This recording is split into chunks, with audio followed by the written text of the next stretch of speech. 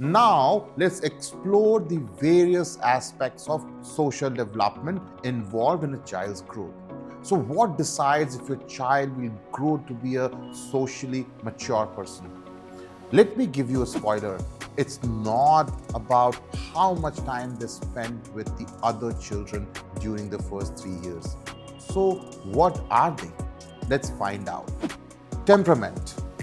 Each child is born with a biologically based individual differences in how child interact with others. That appears early in life. Psychologists call this temperament.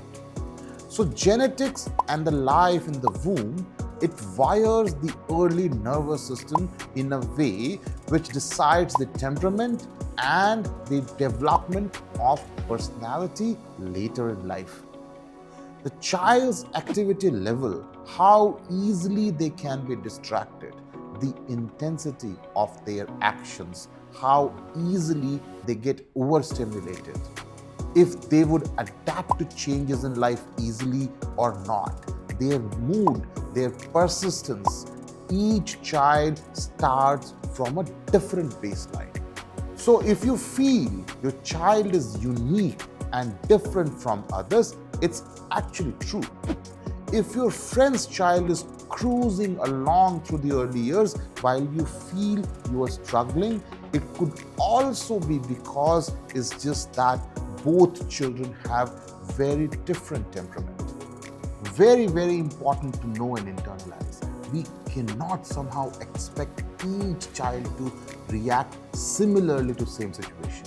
And it does not also mean one is better than the other. It's just how nature is. But does that mean that their temperament, such as ability to adapt, their mood, their persistence, their reaction to new situation, are they fixed for life? The answer is no. Liz Elliott, professor of neuroscience at the Chicago Medical School and a researcher on brain and gender development, said in her book, What's Going On in There, that temperament is not the only factor that determines what kind of personality a child will end up having. Emotional style is also developed by an individual's life experiences and in particular by the values and personalities of the people who raise them. Even here, however, a child's unique temperament has a way of shaping the form these early relationships take. Parents handle and respond to different children in different ways, depending on how irritable, sociable, or physically active they are. So what matters a lot more is how we react to the child's temperament. If a child is a lot more physically active, we may instinctively want to restrict them. Or if we are having difficulty managing their sleep time, it may change the way we speak with them. We may even tell them, look at your friend, how calmly he or she is sitting with her mama. Or we can get into arguments with them when they are doing something we didn't want them to do. This is the most important role of temperament in the child's life. The way we react to our child's behavior will end up shaping their emotional style. And this is where we can support our child in developing strong emotional regulation and social skills. What this essentially means is each child is unique and we need to support our child keeping in mind their uniqueness. Caregivers can adapt their management and caregiving styles to match the child's temperament. This can mold a child's behavior and facilitate the child's successful interaction with the environment. This is called goodness of fit.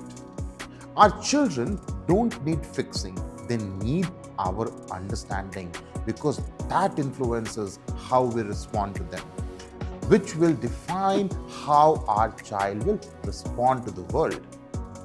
The more we know them, the more we can consciously choose our own behavior. One solution does not fit all. So what may work for one family may not work with you. There are tools which we can use to assess child's temperament and suggest customized actions from parents. So the next natural question is, what can we do? What to do when it gets overwhelming and we just don't know what's the best way to respond to our child? Well, we'll talk about this in detail in this module. The second factor influencing social development of our child is what kind of attachment style they develop with their primary caregivers. You see, the first social bond the child builds is with their mother, family members, and other caregivers around them. Especially during the first 1 year, when the child cannot eat, cannot speak, cannot walk, and needs adults around them to take care of every need.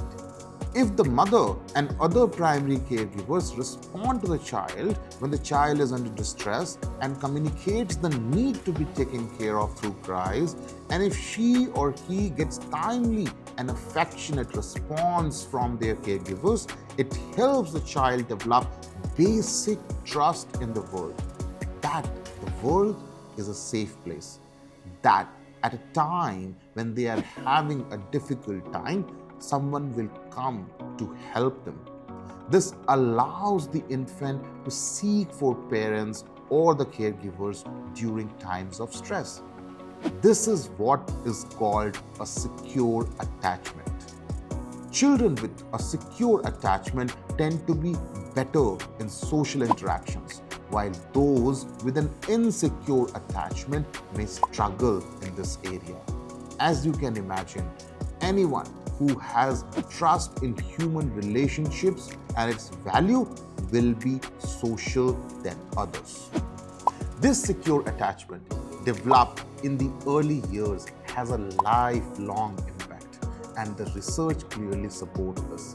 Strauffer's Minnesota longitudinal study, which followed individuals from infancy into their 30s, found that secure attachment in the first 12 to 18 months is linked to better emotional regulation in preschool, stronger peer relationships in childhood, and healthier romantic relationships in adulthood. It is also associated with greater resilience under stress and a more stable sense of self. All of this highlights that early caregiving relationships have powerful long-term effects across multiple areas of life. Attachment builds when we are present, both physically and emotionally. This is the labor of love that we give to our child during their first 2 years, and it nurtures their relationship with the world for the lifetime. The simple daily act of feeding, comforting, holding the child with love and care, they are building their neural circuits for life. That's how important our presence is in these early years. The interaction between caregivers and child affects his lifelong social abilities, and it is critical that our bond with our children is strong in the early years if we want them to be socially adept during the life.